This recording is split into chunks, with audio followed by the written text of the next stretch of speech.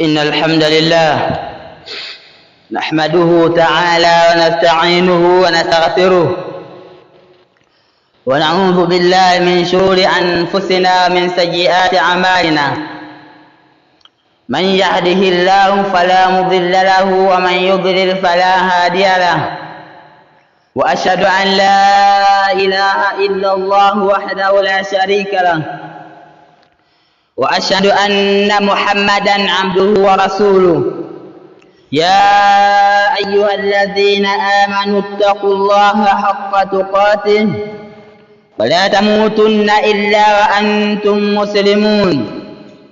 يا أيها الناس اتقوا ربكم الذي خلقكم من نفس واحدة وخلق منها زوجها وبث منهما رجالا كثيرا ونساء، واتقوا الله الذي تساءلون به والأرحام إن الله كان عليكم رقيبا.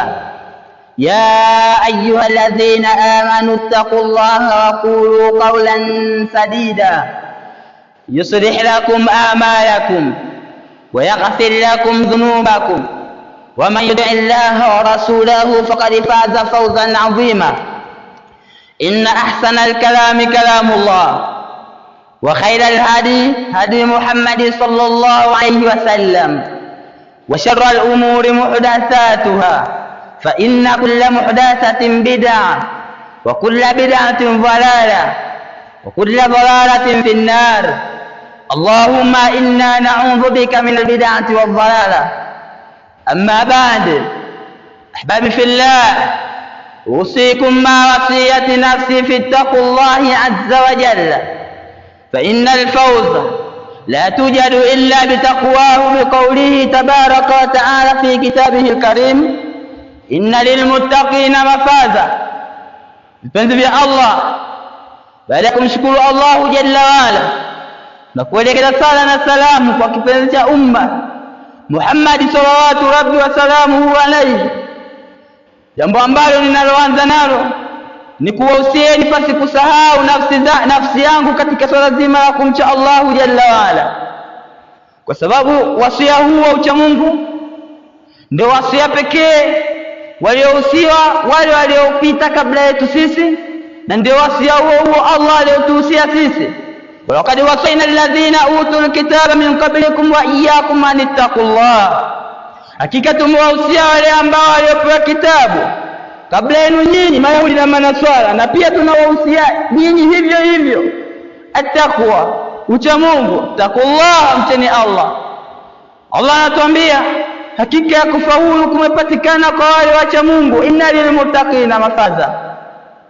Ahbabu fillah, hotuba yetu katika Ijumaa yetu hii ya leo, kichwa cha habari chake kinasema atharu ittiba'i sunnati nabii sallallahu alayhi wasallam, athari, faida yale yanayopatikana kutokana na kufuata mwenendo wa Mtume sallallahu alayhi wasallam.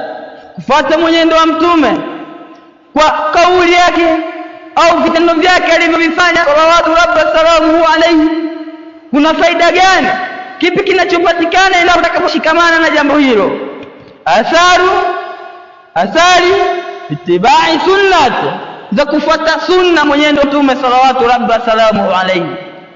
Ahbabu fillah, Allah anatuoneshea umuhimu na wajibu juu yetu wa kufuata mwenendo wa Mtume kwa kauli yake aliposema: laqad kana lakum fi rasulillahi uswatun hasana, laqad kana lakum fi rasulillahi uswatun hasana, hakika kumekuwa kwenu nyinyi kwa mtume wa Allah, yani Muhammad sallallahu alayhi wasallam, kiigizo kilichochema, ndio kioo cha jamii. Muhammad sallallahu alayhi, yeye ndiye anatakiwa afuate kile jambo lile ambalo alilokuwa akilifanya katika ibada za Mola wake, hata katika kongamano yake maisha kijamii na wengineo. Laqad kana lakum fi rasulillahi uswatun hasana, hakika mmekuwa nyinyi kwa mtume wa Allah ni kiigizo kilichochema, kwa ndiye anayefuata kufuata. Yeye ndio kiongozi ambaye watu waongozeke kupitia kiongozi huyo. Allah pia anatuambia katika kitabu chake akionyesha watu wetu sisi waislamu kumfuata mtume sallallahu alaihi wasallam. Anasema sema ya Muhammad, in kuntum tuhibbuna Allah, endapo mkiwa nyinyi waislamu mnampenda Allah, in kuntum tuhibbuna Allah, ikiwa nyinyi mnampenda Allah, fattabi'uni yuhibbukum Allah, basi nifuateni mimi Allah atawapenda.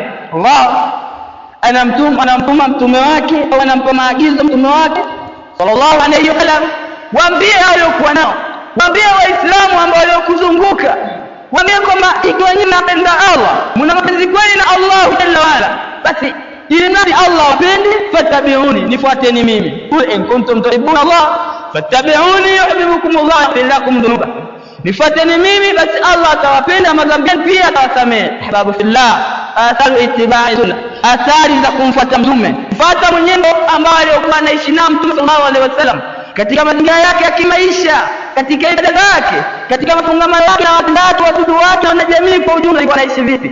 Kuna athari gani endapo tutakaposhikamana na mwenendo wa mtume sallallahu alaihi wasallam?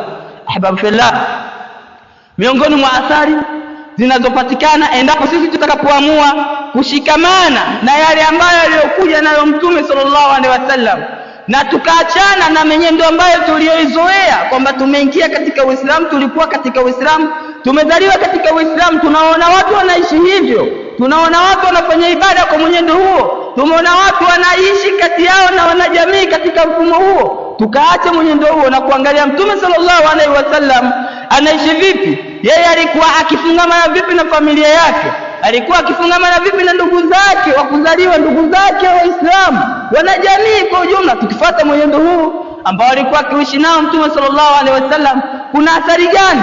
Tutabadilika kitu gani katika mfumo wetu wa kimaisha ambao tuliokuwa nao hivi sasa? Ahbabu fillah, kwanza anna al-insana ya'rifu annahu ittakhadha imaman yaktadi bihi wa huwa rasulullah sallallahu alaihi wasallam.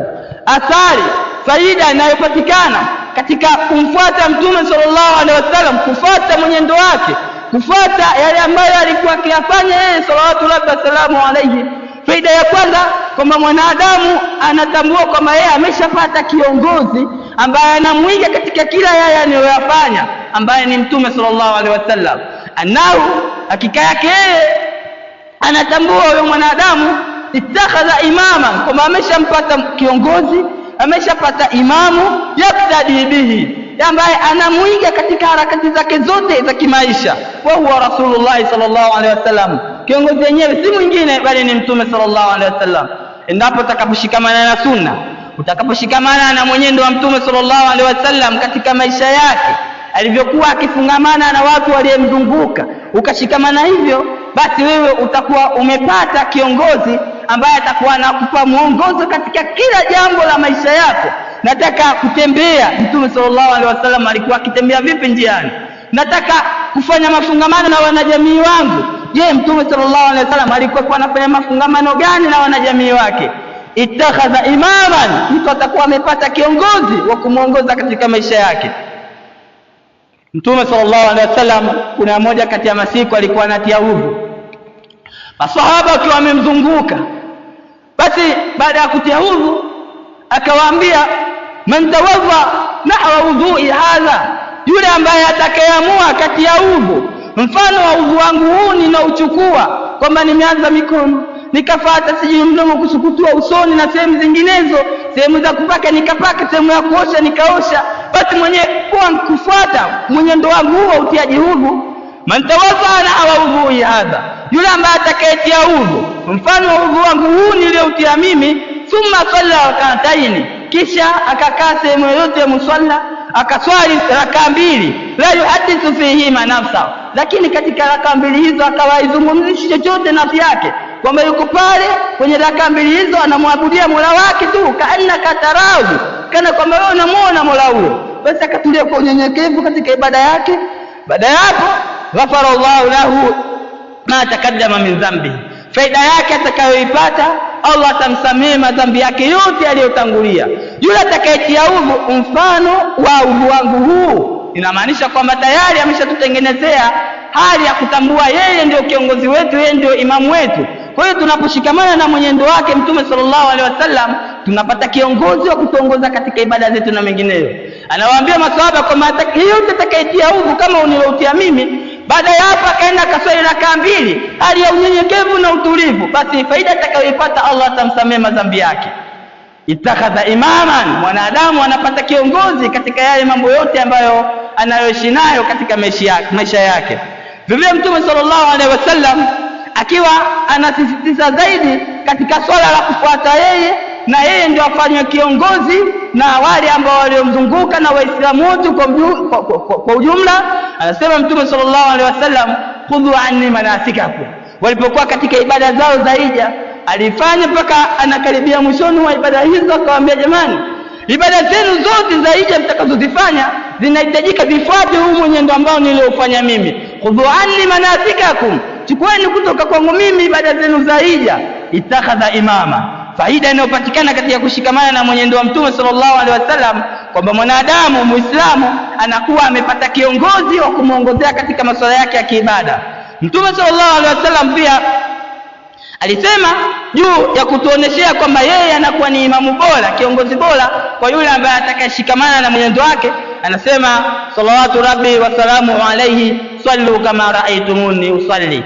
Nyie mnapofanya ibada zenu za swala, mnapomwabudia Mola wenu, sallu kama raaitumuni usalli, swalini kama mnavyoniona mimi nikiswali hivi, kwamba nasimama hivi, baada ya hapo naelekea sehemu fulani, nafanya hivi, mikono naifanya hivi. Swallu kama raaitumuni usalli, swalini kama vile ambavyo mnaviona mimi nikifanya ibada zangu za swala. Kwa hiyo hapa atakopo Muislamu hapati shida kwenye ibada zake kusema kwamba labda nimtafute kiongozi gani wa kumuingia katika ibada zangu. Hapana, ittakhadha imama, atakuwa amepata imamu ambaye ni Mtume sallallahu alaihi wasallam, kiongozi wako kumwangalia katika ibada zako, katika mfumo wako wa kimaisha na mengineyo ni Mtume sallallahu rabbi wa salamu alayhi. Kwa hiyo miongoni mwa athari, faida zinazopatikana katika kufuata mwenendo wa Mtume sallallahu alaihi wasallam, anna insana, hakika ya mwanadamu, yaarifu, atakuwa anajua baada ya kujifunza na kutambua vizuri mwenendo wa Mtume sallallahu alaihi wasallam, atakuwa anajua annahu takhadha imaman yaktadi bihi, kwamba tayari ameshapata kiongozi ambaye atakayekuwa anaongozeka kwa kupitia kiongozi huyo.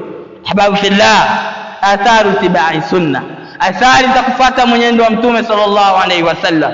Ama miongoni mwa athari hizo ni anna al-insana yalfidhu al-bid'ah, endapo atakaposhikamana mwanadamu Muislamu, atakaposhikamana na mwenendo wa Mtume sallallahu alaihi wasallam, moja kwa moja kabisa atakuwa ameenda kinyume na amepingana na bid'a, uzushi. Uzushi ni miongoni mwa madhambi ambayo Mtume sallallahu alaihi wasallam ameyatahadharisha sana kupitia kauli ya Mtume sallallahu alaihi wasallam, akipokea bi Aisha radhiallahu anha, anasema Aisha Allah zimfikie juu yake, anasema kwamba Mtume sallallahu alaihi wasallam alisema kwamba yule yeyote atakayefanya katika Uislamu, atakayezua katika Uislamu jambo lisilokuwepo, basi jambo hilo atarudishiwa mwenyewe kama lilivyo. Man ahdatha fi amrina hadha, mwenye kuzusha katika jambo letu hili la Uislamu, ma laysa minhu, kile kitu ambacho hakipo katika Uislamu, fa huwa raddu, basi kitu hicho atarudishiwa yeye mwenyewe. Kwa hiyo miongoni mwa faida zinazopatikana mtu atakapoamua kushikamana na sunna, moja kwa moja huyu direct atakuwa ameshaepukana na masuala haya ya bid'a, kwamba amefuata mwenendo wa Mtume sallallahu alaihi wasallam. Mtume amefanya nini katika ibada zake za swala? Mtume sallallahu alaihi wasallam amefanya nini, au alikuwa anaishi vipi na wake zake na jamii yake, alikuwa anaishi vipi? Hapo atakuwa amefunga milango yote ya kuzusha, kwa sababu yeye atakuwa anamwangalia Mtume tu, basi atakuwa anaangalia kiongozi wake, imamu wake ambaye aliyetumwa kwa ajili ya kumuongoza katika harakati zake za kimaisha.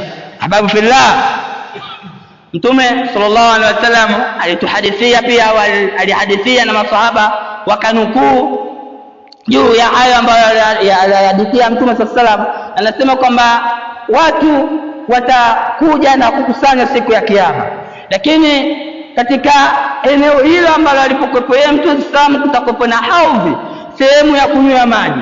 Anasema Mtume, watakuja watu wengi sana wakitarajia kunywa katika sehemu ile. Wao wananitambua kwamba mimi ndio mtume wao, na mimi nawatambua kwamba hawa ndio umati wangu wananihusu.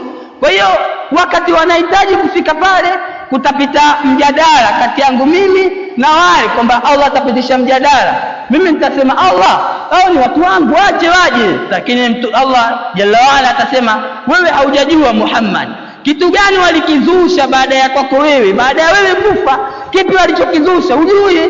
Kwa hiyo sababu ya kutokifika hapo ni kutokana na yale walioyazusha baada ya kufa kwako, kwamba tayari ameshaingia katika bid'a mtu uzushi kwa namna moja ama nyingine. Kutokana na hiyo basi Mtume sallallahu alaihi wasallam atasema suka liman ahdatha min ba'di, awe mbali zaidi na haudhi yangu, awe mbali zaidi na haudhi yangu yule ambaye aliyezusha baada yangu mimi, baada ya mimi kufa akaja kuleta mienendo mingine ya kufuata, watu wakawa wanaifuata mienendo hiyo, basi awe mbali zaidi na hii haudhi, na hii sehemu ambayo ya kunywa maji, sehemu ambayo Mtume sallallahu alaihi wasallam amesema mtu atakayekunywa sehemu hiyo basi hatopata kiu milele baada ya hapo. Hii ni bid'a, uzushi, athari zake ni hizi. Lakini endapo mtu atakayeshikamana na sunna, athari atakayoipata, faida atakayoipata moja kwa moja tu kwamba atakuwa ameepukana na hali hizi za kuzusha. Maisha yangu, maisha yako, tuangalie Mtume sallallahu alaihi wasallam alikuwa anaishi vipi, ili mradi tupate kuepukana na mambo haya. Tukiingia katika hali hii tutakuwa tayari tumeshakuwa miongoni wa wenye kuhathirika. Mtume sallallahu alaihi wasallam anasema kutuoneshea juu ya katazo katika masuala mazima ya uzushi, anasema inna khairal hadithi kitabullah, hakika ya mazungumzo yaliyokuwa bora zaidi ni maneno ya Allah, ni kitabu cha Allah. Wa khairal hadi, na mwongozo uliokuwa bora zaidi ni hadi Muhammad sallallahu alaihi wasallam, ni mwongozo wa Mtume Muhammad sallallahu rabbi wasallamu alayhi. Wa sharral umuri, na mambo yaliyokuwa ya shari zaidi, mambo ambayo yaliokuwa mabaya zaidi mbele ya Allah, muhdathatuha, ni yale ambayo yaliyozushwa katika jamii, ni yale ambayo yaliyozushwa katika dini, yameingizwa katika dini kwa lengo ya kuabudia kipindi ambacho Mtume sallallahu alaihi wasallam yuko hai, kipindi cha maswahaba. Mambo haya hayajafanyika, wala mambo haya hayajaonekana kwamba haya ni ibada watu wakayafanya, alafu wewe na mimi leo tunafanya, basi haya ni miongoni mwa shari ya mambo, miongoni mwa mambo maovu kabisa. Wa khairal hadi Muhammad sallallahu alaihi wasallam, na mwongozo uliokuwa bora ni mwongozo wa Mtume Muhammad sallallahu rabbi wasallamu alayhi. Wa sharral umuri muhdathatuha, na ubovu wa mambo, uovu wa mambo, ushari wa mambo, mambo yaliyokuwa ya shari zaidi ni yale ambayo yaliyozushwa. Rawahu Ibn Majah, hadithi hii aliyepokea Imam Ibn Majah. Tunachokiona kwamba endapo utakapoamua mimi nashikamana na mwenendo wa Mtume sallallahu alaihi wasallam kidhati kabisa, ukaamua kujifunza kwamba Mtume sallallahu alaihi wasallam alikuwa akiishi vipi katika ibada zake, faida utakazozipata kwamba utaepukana na bid'a, utakuwa ule uzushi ambao Mtume sallallahu alaihi wasallam amesema ushari wa mambo, kwamba sehemu ambayo inayopatikana shari zaidi ndani yake ni katika vile vitu ambavyo vilivyozushwa. Wewe utakuwa umeepukana kwa sababu gani? Utakuwa umejifunza mambo ambayo Mtume sallallahu alaihi wasallam alikuwa anayafanya katika ibada zake, utakuwa umejifunza mambo ambayo Mtume sallallahu alaihi wasallam alikuwa akiishi nayo katika jamii yake, na mengineyo yanayohusu jamii kiujumla. Kwa hiyo miongoni mwa faida zinazopatikana kwamba mwanadamu atakuwa ameepukana na bid'a endapo atakaposhikamana na sunna, mwenendo wa Mtume sallallahu alaihi wasallam. Faida nyingine ya kushikamana na mwenendo wa Mtume, kumwangalia Mtume yeye aliishi vipi, na kutokuangalia vingine vyote wengine wote, tuangalie tu kwamba mwenendo huu ndio Mtume alioishi nao, jambo hili ndio Mtume aliyokuletea kwalo, maswahaba waliyafanya haya ambayo tunayafanya. Faida inayopatikana ndani yake katika hali hiyo, iktisabul insan min akhlaqi nabii sallallahu alaihi wasallam, faida inayopatikana kwamba ni kuchuma mwanadamu katika tabia za Mtume. Endapo anipoitambua sunna, anapotambua mwenendo wa Mtume na akaamua kushikamana na mwenendo wa Mtume sallallahu alaihi wasallam, faida atakayoipata basi mwanadamu huyo atakuwa amechuma na kufyonza tabia za Mtume sallallahu rabbi wasallamu alayhi. Li'annahu, kwa sababu ya yeye huyo Mtume, buitha litammima makarima al-akhlaqi, ametumwa ili kuja kutimiza tabia zilizokuwa njema.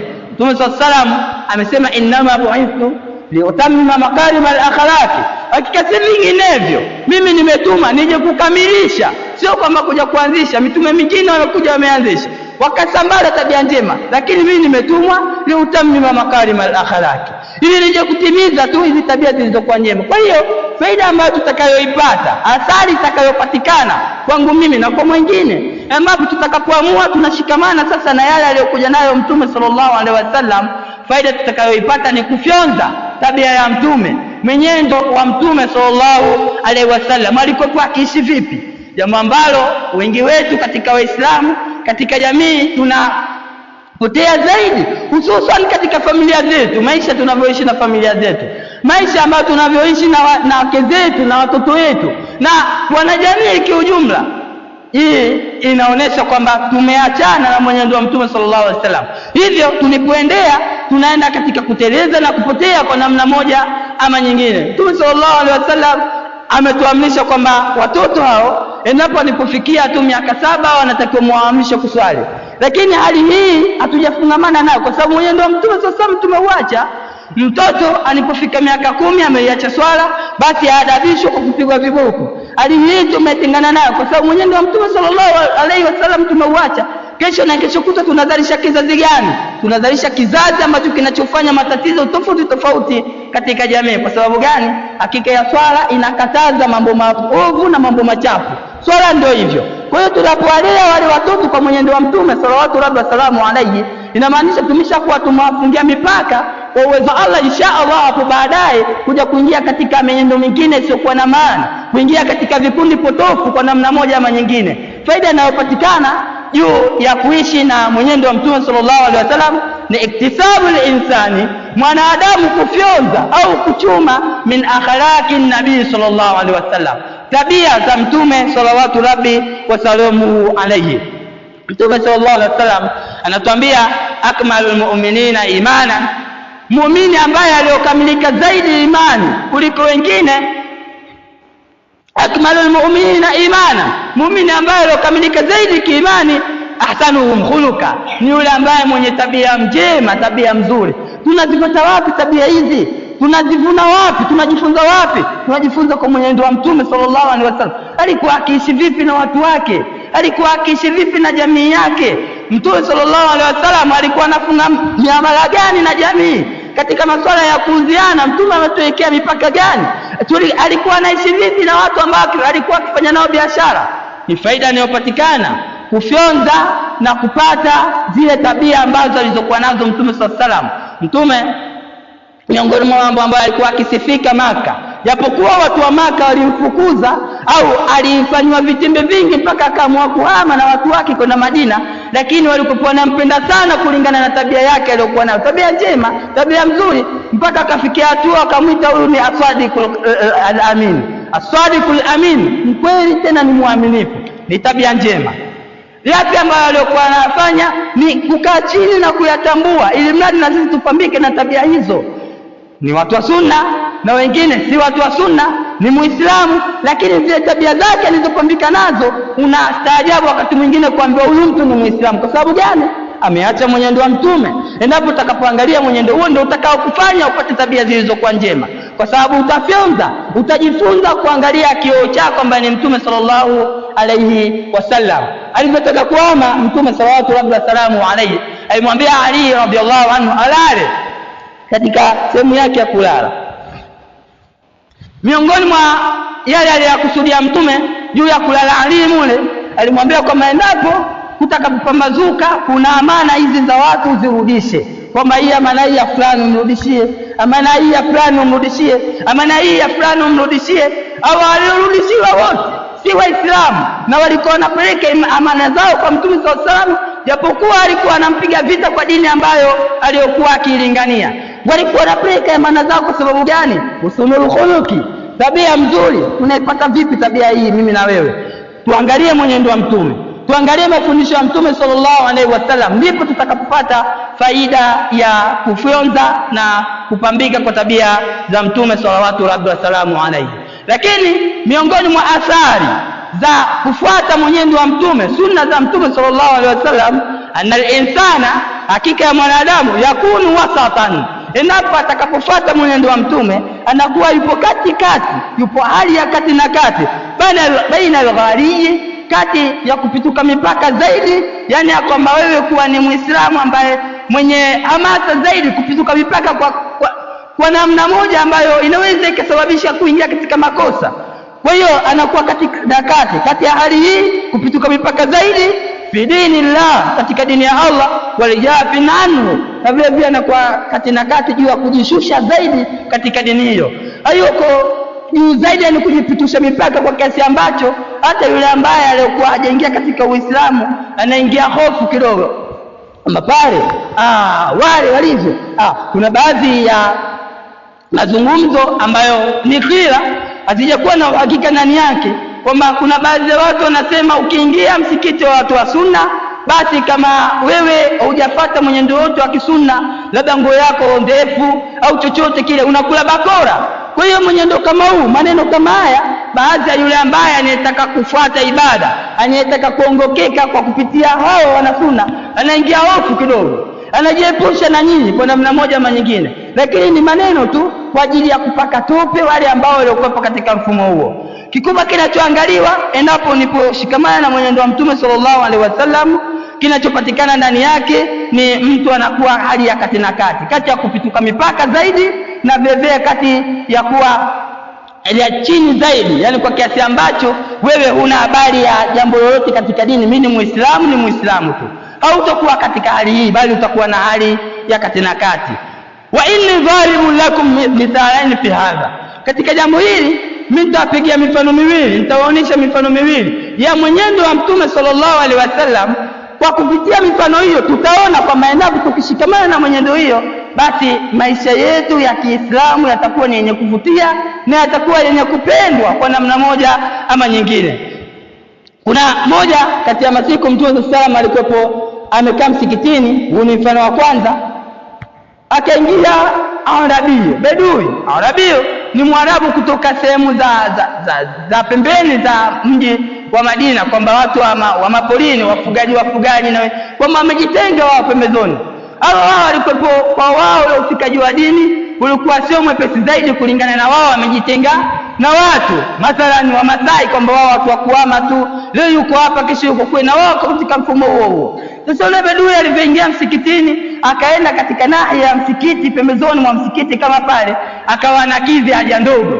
Maswahaba wapo katika msikiti, kulingana na hali ambayo waliokuwa nayo maswahaba, hamasa waliokuwa nayo maswahaba, wakaanza kumkemea vikali mno na kuonesha dalili kwamba wanaweza wakampiga wakamdhuru kwa namna moja ama nyingine. Kwa sababu gani? Mikojo ni najisi na yeye anafanya hilo katika msikiti wa Allah. Basi Mtume sallallahu alaihi wasallam kuonesha kwamba yeye ndio ametuma kwa ajili yetu sisi tumfuate, kwa kauli ya Allah, Mtume kwa kauli ya Allah sallallahu, kwa kauli ya Allah tabaraka wa taala aliposema, walau kunta fadhan ghalibal qalbi lanfadhu min hawlika, wewe umetumwa kwa wao uwe laini, uwe mpole. Leo ungekuwa na moyo mgumu watu wangekukimbia. Basi pia hapa hali hii ilionekana. Mtume sallallahu aliwaambia maswahaba Daudi, mwacheni mpaka akizi haja yake. Baada ya kumaliza kukizi haja yake, akaamrisha kumwaga ndoo ya maji katika ile eneo. Kukamwaga ndoo ya maji, ile mikojo ikaondoka, kwamba ikazama chini pamoja na yale maji. Faida zilizopatikana juu ya kumkataza, kwanza amepata nafasi ya kukizi sehemu moja tu, kuonekana hapa ndipo alipofanya jambo hilo, tunamwagia maji. Na laiti angemfurumusha na kumtimua kwa namna moja ama nyingine, basi angeweza kutapakaza katika eneo kubwa sana, ambayo ingekuwa ni madhara yamezidi kwa namna moja ama nyingine. Mtume sema akamwambia mwacheni. Alipomaliza akamwaga maji, alafu Mtume akamwita yule bwana, akamwita yule Arabio Bedui, akamwambia, inna hadhihi almasajida, hakika hii ni misikiti, hii nyumba ambayo uko ndani yake wewe ukafanya jambo hilo ni msikiti. La yaslu fiha shay'un min al-adha wal qadar, hakufai kufanya jambo lolote katika uchafu na vitu vyovyote ambavyo visivyopendeza katika macho ya watu. Kwenye msikiti hapafai kufanywa hivyo. Inna hakika hii misikiti hiya lisalati, na inama kitu vinginevyo hiya lisalati, hakika ya misikiti ipo kwa ajili ya watu kufanya ibada zao za swala, wa qiraatil Qur'ani, na kusoma Qur'ani.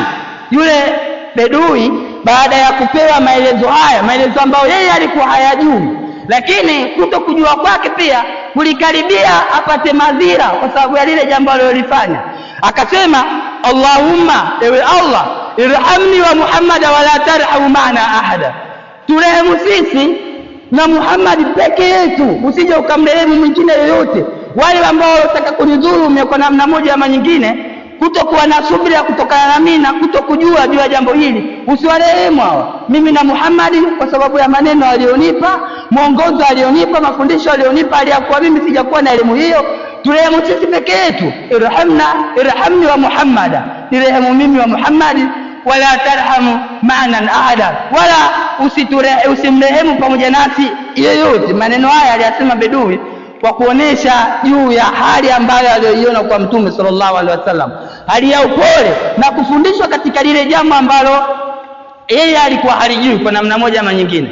Ghuluu, kupituka zaidi mipaka, ndiko mfano wake ni huu. Maswahaba walikaribia kufanya jambo hilo kwa mtu ambaye hana elimu, ambaye ilitakiwa kwanza kukaa naye chini kumuelimisha. Mtume sallallahu alaihi wasallam akamuelimisha mtu huyo na akapata elimu na kutambua kwa kiasi ambacho akaona wale walikosea, wale wangenizuru. Kutokana na hivyo Allah basi usiwahurumia, walinihurumia mimi na Muhammad peke yetu.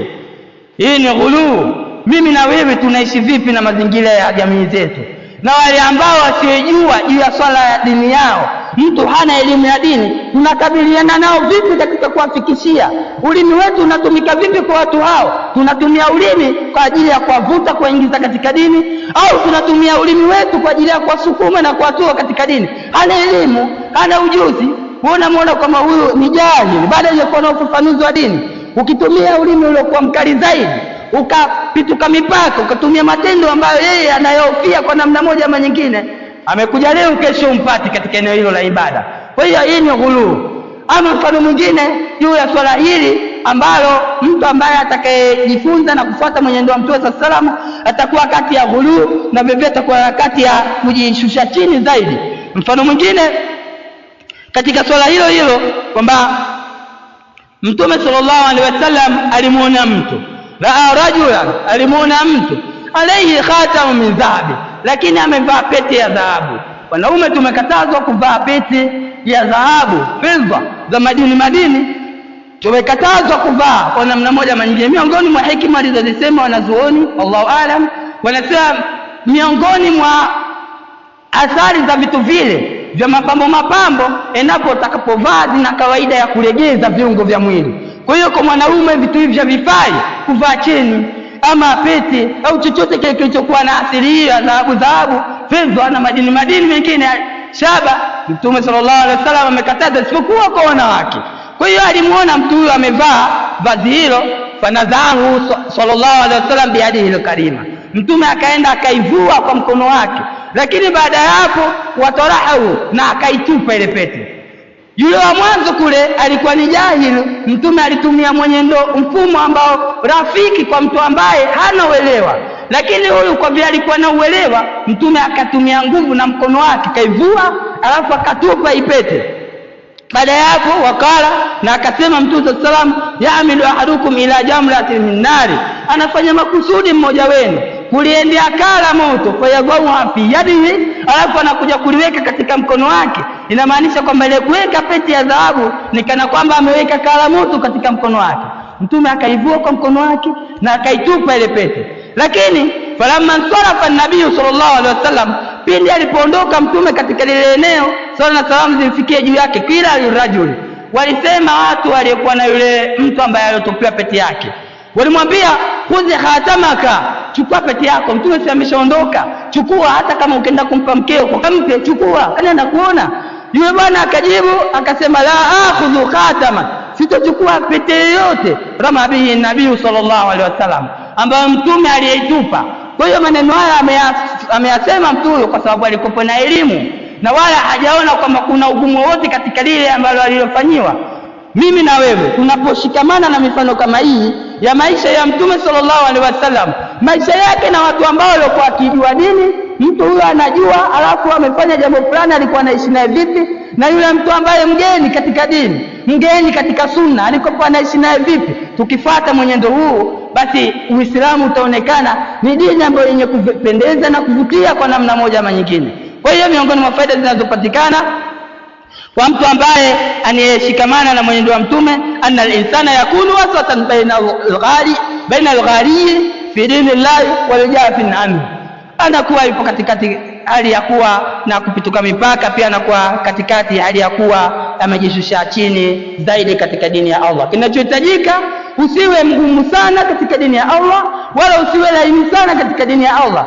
La takun rataban fatu'saru, usiwe ni mteke wa majimaji utakamuliwa, na vile vile wala takun yabisan fatukusaru, wala usiwe katika mfumo wako wa kimaisha mkavu zaidi. Wewe yani ni ashad, yani uko katika hali ambayo hata mtu akikuangalia yeye ndio ustazi, yeye ndio shehe, wakati wote uko serious tuna jamii yako. Hakuna kitu kama hicho. Uislamu ni dini ambayo ina wepesi ndani yake. Mtume sallallahu anasema kwamba hakika Uislamu ni mwepesi, hakuna yeyote ambaye atakayetia uzito katika Uislamu isipokuwa utamshinda. Aqulu qawli hadha astaghfirullah li wa lakum wa rabbakum wa antum muqinuna bil ijabati.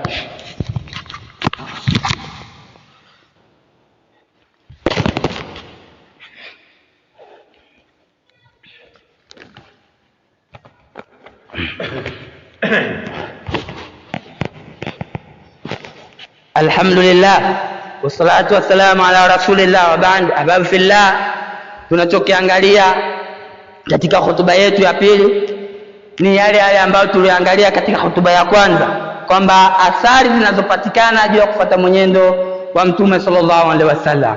Tutabadilika nini endapo tunapofuata mwenendo wa Mtume, tunapomwiga Mtume, tunaposoma yale ambayo aliyotuletea Mtume sallallahu alaihi wasallam, tunaposoma mfumo wake, historia yake ya kimaisha, tutapata mabadiliko gani katika maisha yetu ya Uislamu? Ama miongoni mwa mabadiliko ambayo tutakayoyapata wafiha, na katika mwenendo huo wa Mtume sallallahu alaihi wasallam, ma yad'u ila rahmati wal atfi wal lini wat tawadhu. Kuna mambo ambayo yanompelekea mtu awe mpole, awe na atfi, hali ya upole, na vile vile awe na huruma, rahma, vile vile walini, awe na ulimi laini, ulimi usiokuwa na ukakasi, wa vile vile atawadhu, unyenyekevu katika ibada za Mola wake, na vile vile katika mazingira yake ya kimaisha, kwamba atakuwa katika hali ya upole anaoishi nao. Vile vile atakuwa na hali ambayo hata watu wengine wakimuona, wanajamii waliomzunguka wakimuona, si wenye kumuogopa kama mazingira yetu yalivyokuwepo, kwamba shehe ni mtu wa kuogopwa. Yani watu wanajiweka mbali zaidi, shehe ni ustadhi, basi watu wanajikimbia zaidi. Mtume sallallahu alaihi wasallam hajakuwa hivyo, bali Mtume sallallahu alaihi wasallam watu walikuwa wanakimbilia kwake. Yeye ndio ambaye alikuwa akionekana yuko laini zaidi na yuko mpole zaidi kwa wale ambao waliomzunguka, si wale ambao walikuwa nao na wale ambao walikuwa hawapo katika Uislamu. Mifano ya hivyo, Mtume sallallahu alaihi wasallam aliwahi kumsaidia mama mmoja katika mji wa Madina, kamsaidia mzigo wake kutoka sehemu ya mafungashio ya biashara kupeleka katika kituo chake ambacho anasubiri msafara, baada ya hapo uje kuchukuliwa mzigo ule uondoke kwenda Maka. Akamwambia, mwanangu, umeshanifikishia mzigo mpaka hapa, lakini malipo mimi sina, isipokuwa cha msingi na kupa neno moja lishike. Katika mji huu ameingia kijana anaitwa Muhammad.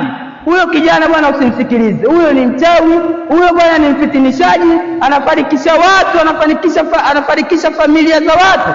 Huyo kijana usimsikilize. Mtume sallallahu alaihi wasallam baada ya yule mama kumaliza akamwambia, mimi ndio Muhammad. Yule mama kutokana na hali hiyo akasema, mimi nashuhudia kwa hakika Allah ndio mwenye kuabudiwa, hakuna mola apaswa kuabudiwa kwa haki isipokuwa Allah, na wewe ndio mtume wake salawatu rabbi wasalamu alayhi. Hali hii aliishi nayo Mtume kwa mtu huyu kwa kiasi ambacho ilimpelekea mama akavutika na Uislamu na kuingia katika Uislamu. Kwa hiyo kusaidia kitu hata kikiwa si cha mtu Muislamu, ukaamua kusaidia jambo hilo, si kwamba umetoka katika dini, hapana, bali ni Uislamu uko hivyo. Watu watavutika vipi na dini yako? Watu wataangalia vipi mwenendo wako, kaona mwenendo huu ndio mwenendo sahihi? Yale ambayo tutakayoishi nayo ndio atakayotufanya tuingie huko. Kwa hiyo kuna upole ndani yake, kama fala Nabii sallallahu alaihi wasallam fi tufli alladhi kana indahu ta'ir, kama alivyofanya Mtume kwa mtoto ambaye alikopo ana ndege Yusama an-Nughairi, ambaye ndege huyo alikopo yule mtoto anamuita jina la Nughairi. Fakana Nabii sallallahu alaihi wasallam yumazihu, Mtume sallallahu alaihi wasallam baada ya kufa ndege wa mtoto huyu, kwamba kuna mtoto alikopo na ndege wake anampenda kucheza naye kama walivyo watoto. Baada ya kufa ndege huyu, Mtume sallallahu alaihi wasallam akawa anacheza naye, anamfanyia mzaha. kwamba tunaoneshwa namna ya mtume alivyokuwa akishikamana na watoto, akiwa anafanya muamala na watoto na waliomzunguka, upole na kuwahurumia wale ambao waliokuwa wadogo na kuwahurumia wale wanyonge. Mtume sallallahu alaihi wasallam akawa anamfanyia mzaa mtoto huyu akula, akisema ya aba Umairi ma faala Nughairu, Abu Umairi, Nughairi wako yuko wapi? Amefanya nini Nughairi wako? Alikuwa akiishi naye mazingira hayo mtoto, kama kucheza naye na kumfanya mizaha. Tunaishi vipi na watoto ambao waliotuzunguka? Si wale waliotuzunguka katika jamii, watoto wetu, kwamba muda ukifika wa baba kuingia nyumbani, mtoto tayari umeshampata usingizi, ameenda kulala. Hata kama ana usingizi ataenda kujiweka. Au muda umefika wa baba kuingia katika mji wake, basi watoto wote watakuwa katika hali ya hofu kwa namna moja ama nyingine. Tunaishi vipi na familia zetu na jamii zetu? Mwenendo wa Mtume sallallahu alaihi wasallam tukiufuata kweli, basi tutatengeneza familia ambayo ina upenzi na mapendo ndani yake. Vile vile mfano mwingine, hata ilaihi al-Hasan, kwamba Mtume sallallahu alaihi wasallam siku moja alijiwa na Hasan bin Ali ambaye ni mjukuu wake. Hasan mtoto Ali, wa huwa sajidu yusalli bin nasi, Mtume alikuwa amesujudu anawaswalisha watu, yuko mihrabi mbele anawaswalisha watu. Hasan akaja, alivyokuja farakiba alaihi, akaja akapanda juu ya mgongo wa Mtume. Kaja Mtume anasujudu hapo kama alivyo watoto, akaja akapanda juu ya mgongo wa Mtume. Mtume fataakhara nabii sallallahu alaihi wasallam fi sujudi, akachelewa zaidi katika kusujudu, ameganda pale pale. Alivyomaliza baada ya pale, anawaambia maswahaba sababu ambayo iliyomfanya agande katika kusujudu. Anamwambia, mimi nilikopo ninahofia yule endapo nitakaponyanyuka nitaweza kumsababishia anguke au kalitokea jambo lolote. Kwa hiyo mimi nikatulia hata yakudha na hamatahu, mpaka amalize ile michezo yake aliyokuwa anaifanya. Baada ya hapo ndo nikanyanyuka. Ni nani kati yetu ambayo tunapenda kukaa na watoto, kucheza na watoto? Mtume kwenye swala alitulizana kwa kiasi ambacho mpaka maswahaba wakawa wanasema kuna nini kilichotokea hapa? Baada ya hapo ndo anawapa habari kwamba huyu Hasan alipanda mgongoni kwangu, kwa hiyo nikahofia nisinyanyuke nikaja kumwangusha, mpaka alipomaliza harakati zake alivyoshuka, na mimi nikaendelea na ibada ya swala. Sisi kuingia nao tu katika baadhi ya harakati zetu, katika baadhi ya ofisi zetu, utamwambia kwa mama wa mtoto huyo kwamba atakuja kuniharibia huko, ondoka na mwanao. Uislamu dini iko, Mtume sallallahu alaihi wasallam hajakuwa na mwenendo huu. Kwa hiyo athari za kufuata mwenendo wa Mtume sallallahu alaihi wasallam ni kufuata yale ambayo tulioyaona, ikiwemo ni kupata upole, kuwa ni mlaini kama alivyokuwa Mtume sallallahu alaihi wasallam, kuweza kuwavuta watu na kuwafanya watu dini yako waione ni dini ambayo yenye upendo kwa namna moja ama nyingine. Lakini haihitajiki kusema kwamba napenda familia hiyo, watoto wao, kwa kiasi ambacho hata yale ambayo aliyafundisha Allah wao wanayapituka, unasema mimi siwaangalii wala siwasimamii, sichapi mtoto, sifanyeje kwa sababu nampenda au na upole na mtoto huyo. Hapana, mtoto huyo utamtengenezea mazingira baadaye awe aje kuwa katika kizazi kinacholeta shida katika jamii, kwa sababu amekosa mafundisho ya Mtume sallallahu alaihi wasallam. Inna Allaha wa malaikatahu yusalluna ala nabi ya ayyuhalladhina amanu sallu alayhi wa sallimu taslima. اللهم صل على محمد وعلى ال محمد كما صليت على ابراهيم وعلى ال ابراهيم وبارك على محمد وعلى ال محمد كما باركت على ابراهيم وعلى ال ابراهيم في العالمين انك حميد مجيد. اللهم اغفر للمؤمنين والمؤمنات والمسلمين والمسلمات الاحياء منهم والاموات انك قريب مجيب الدعوات. اللهم سهل لنا اتباع رسولك، اللهم سهل لنا اتباع رسولك. يا مقلب القلوب ثبت قلوبنا على دينك، يا مقلب القلوب ثبت قلوبنا على دينك برحمتك يا ارحم الراحمين. أقم الصلاة.